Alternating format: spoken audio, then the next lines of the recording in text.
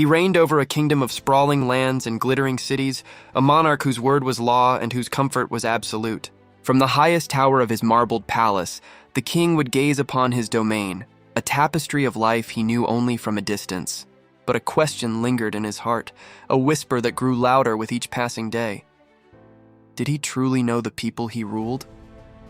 The faces in the market, the hands that tilled the fields, the voices that filled the streets, they were but abstract figures in the grand chronicle of his reign.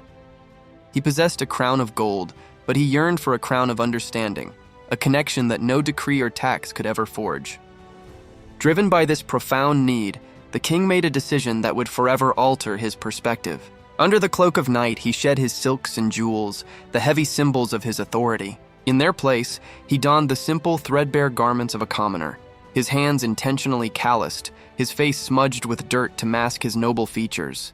He slipped out of the palace gates unnoticed, a king disguised as a pauper, leaving behind a world of privilege to enter the world of his subjects. His throne stood empty, but his spirit was embarking on a pilgrimage toward a different kind of power, one rooted not in command, but in kinship.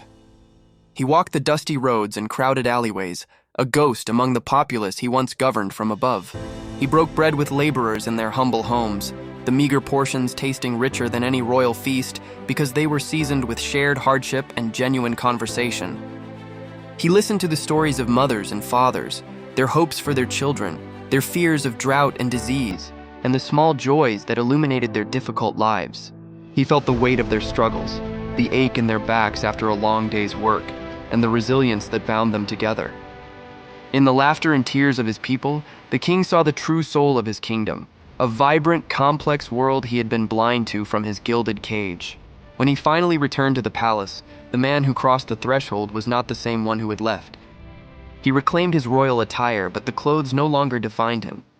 As he sat upon his throne once more, the gaze he cast over his kingdom was transformed. The distant landscape was now filled with familiar faces and resonant stories.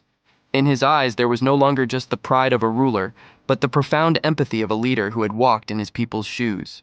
He had sought knowledge and returned with wisdom, ready to reign not merely as a king, but as a true father to his people, his heart now beating in unison with theirs.